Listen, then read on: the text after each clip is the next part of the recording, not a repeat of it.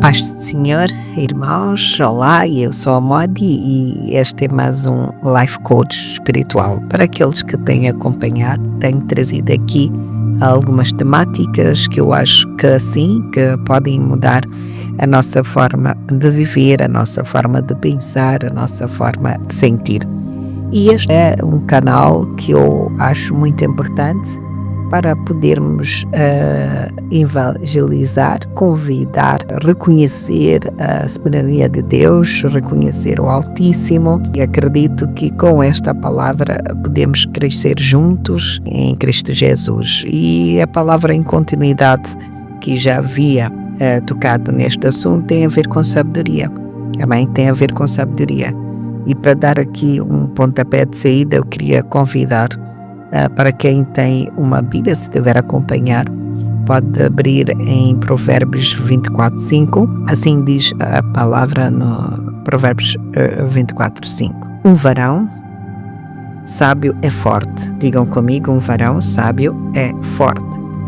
E um varão de conhecimento consolida a força. Por outras palavras, isto quer dizer que ser sábio é melhor do que ser forte. Digam comigo, ser sábio é melhor do que ser forte. O conhecimento é mais importante do que a força. Amém? Isto eu quero trazer aqui, falar um bocado da sabedoria. Nós sabemos que a sabedoria é um tema profundo que oferece ensinamentos valiosos para a vida espiritual, ou seja, para a nossa vida em Cristo e na prática, né? Colocarmos na prática. Porque sem sabedoria nada podemos fazer. E a Bíblia, aqui se formos a ver, ela é composta por uma coleção de livros diversos, que abrange histórias, poesias, alguns livros de profecias, instruções, que têm guiado inúmeras gerações ao longo dos séculos. Nós sabemos que a palavra divina já vem de séculos e séculos. Então, se nós formos aqui a perceber sobre a sabedoria, não é apenas um conjunto de conhecimentos teóricos, mas sim uma orientação prática e ética para a vida cotidiana. Por isso é que a palavra diz que quem adquire sabedoria, imagina, não é?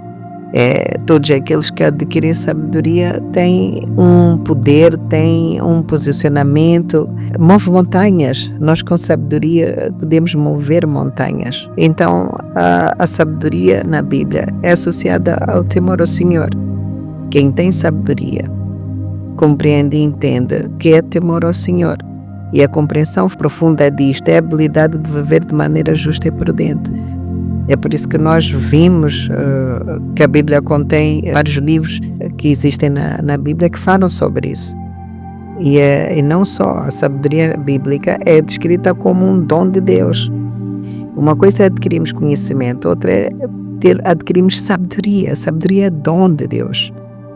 É acessível através da reverência e obediência a Ele, não é? Quanto mais nós fizermos reverência a Deus, quanto mais nós obedecermos a Deus, nós estamos num nível de sabedoria como dom de Deus, porque é dádiva de Deus, amém? Então há uma extrema importância de nós vivermos constantemente e buscarmos através do conhecimento, através da reverência, através do reconhecimento do divino como nosso Senhor e também reconhecermos que sem nada somos. E um dos versos que nós fomos a ver aqui, mais conhecido sobre sabedoria, encontra-se em Provérbios. Se nós formos abrir em Provérbios 1:7, já diz que o temor do Senhor é o princípio do conhecimento, mas os insensatos desprezam a sabedoria e a instrução. Então já está aqui uma advertência. Se formos a ver todo o princípio da sabedoria, nós vemos que é uma advertência, uma chamada de atenção, que diz que o temor do Senhor não é um medo paralisante, mas um reconhecimento da sua santidade, do poder e justiça que leva à obediência do amor que a gente sente por Deus. Então, é muito bom nós buscarmos os livros que constam na Bíblia. Houve alguém que já perguntou-me sobre isso.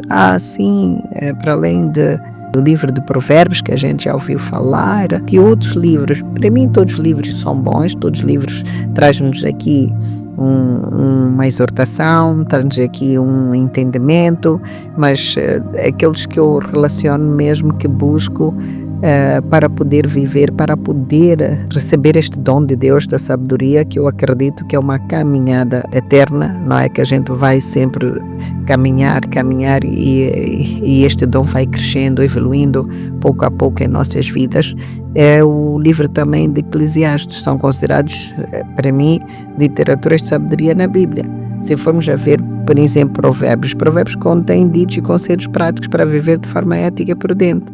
Ela aborda o quê? Temas como honestidade, diligência, humildade e também dá importância às palavras. Devemos ser sábios ao empregá-las, não é? E em contraste com o livro de Eclesiastes, se formos a ver, se vocês quiserem também podemos abrir aqui Eclesiastes 1, que começa com um pregador a dizer mesmo, vaidade de vaidades. Repitam comigo, vaidades. Vaidades. Tudo é vaidade. Nos faz entender que o propósito da vida sem Deus, tudo é vazio, não faz sentido.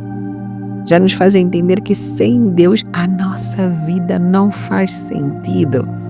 Então é muito importante nós temermos a Deus. É muito importante nós guardarmos os mandamentos de Deus. Sabe, é muito importante quando nós somos livres e começamos a viver, a entender com toda a leveza a importância de nós percebermos que podem nos tirar tudo, mas não nos podem tirar Jesus. Pode até tirar tudo, mas você deve desejar, dizer com todo o amor no seu coração, saber ser agradecida, reconhecer Cristo, reconhecer que tudo aquilo que você vive hoje, que tudo aquilo que você tem passado hoje, é porque alguém o amou, alguém tem lhe amado, alguém tem cuidado de si até hoje. E sem Cristo nada somos, tudo é vazio. Dores surgem, mas nós não conseguimos identificar que dor é que é. Mas você se sente doente, é uma doença que falta, é o vazio que falta, este temor a Deus.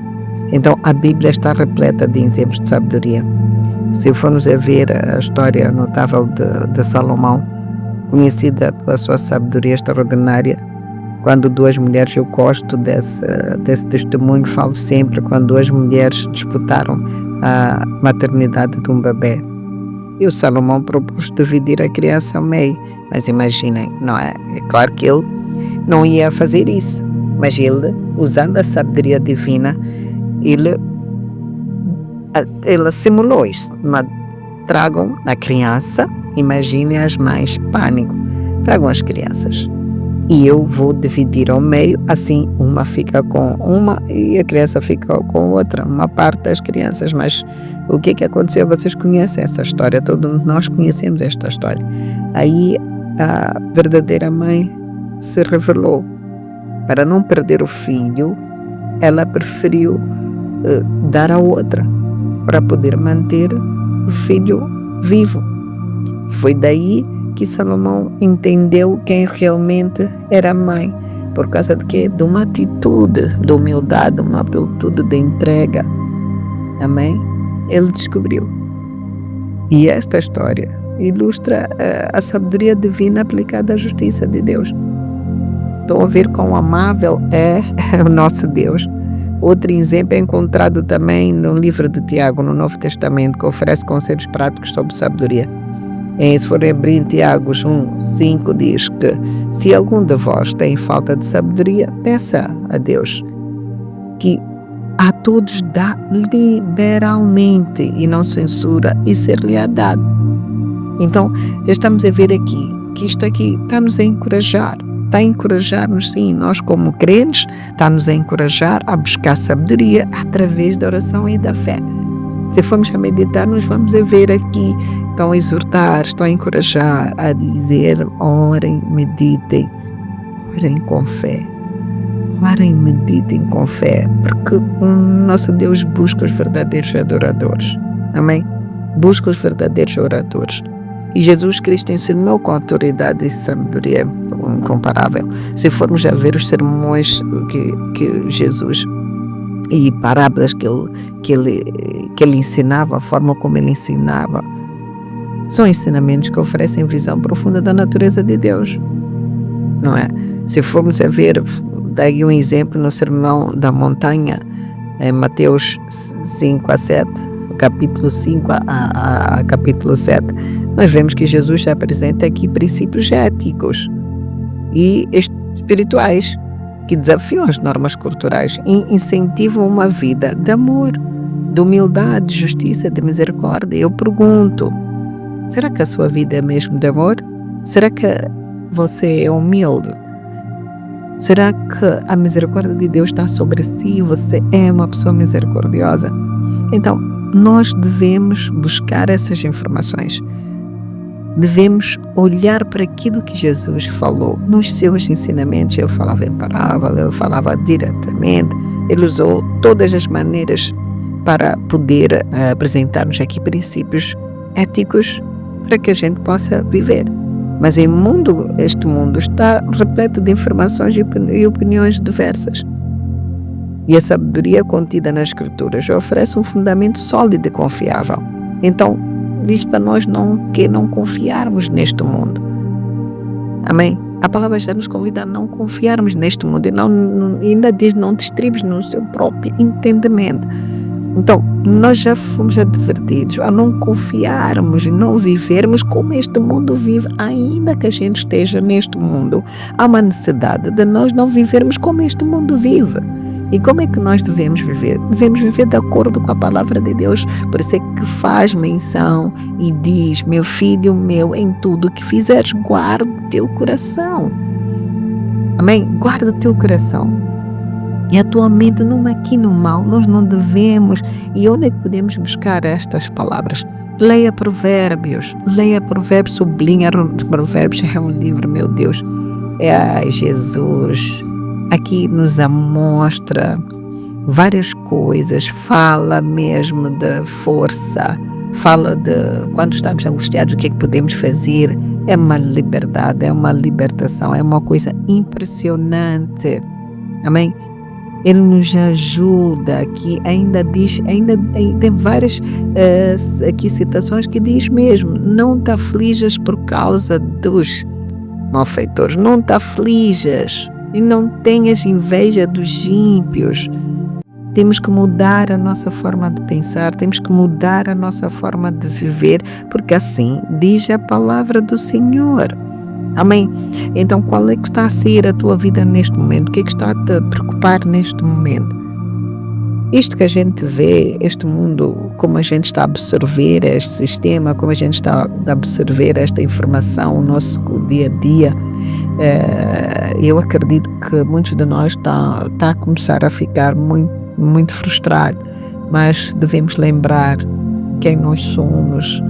Eu sinto às vezes em meu coração que o nosso Deus, eu gosto de gozar que Ele está com os braços cansados de tantas bênçãos, tantas coisas que Ele queria dar-nos, mas nós não estamos a viver de acordo com a sua vontade. Eu não falo para si, eu falo para mim também, porque a cada dia, cada palavra é um ensinamento para mim também.